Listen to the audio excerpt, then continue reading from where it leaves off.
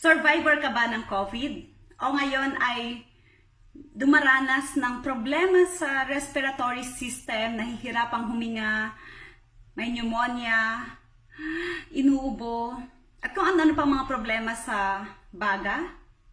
Ikaw ba ay isang teacher na madalas mamaos at nahihirapang magsalita? Well, para sa'yo ang santo natin ngayong May 20. Ipinagdiriwang natin ngayon ang kapistahan ni Saint Bernardine of Siena. Siya ay nabuhay noong 1380 at namatay noong 1444. Siya ay maagang naulila at pinalaki ng kanyang dalawang tita. Sa edad na 20, kasama ang 10 mga kaibigang nakumbinsi niya, siya ay nag-volunteer sa pinakamalaking hospital sa kanilang bayan sa Siena dahil noon ay laganap ang pandemya. At dito, nahawaan din siya na magiging dahilan ng kanyang dadalhing pagdurusa hanggang sa kanyang kamatayan. Sa edad na 22, siya ay pumasok ng seminaryo at sa edad na 24, sa mismong araw ng kanyang birthday, ay naging ganap siyang pari. Napakagaling niyang magturo sa kabila nga ng madalas niyang pamamaos. Wala siyang kinatatakutan. Kaya nga naman, ang sinumang makakapakinig ng kanyang pangangaral ay agad-agad na lumalapit sa sakramento ng kumpisal, humihingi ng tawad sa Diyos at nagbabalik sa simbahan.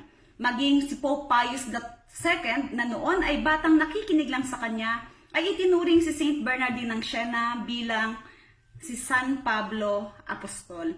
Napakagaling niyang mangaral.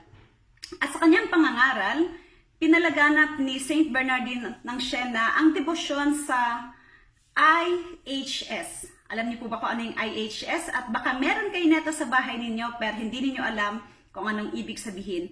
Ang IHS na ito ay ang 3 letra ng pangalan ni Jesus sa Greek na inilagay niya sa isang blazing sun at pinalaganap niya riyon. Sabi niya nga, wala nang masihigit pa sa kapangyarihan ng banal na pangalan ni Jesus. IHS, Iota, Eta, Sigma. Namatay si Saint Bernardine of Siena sa edad na 64 years old. At pagkatapos lamang ng 6 na taon, siya ay dineklarang santo.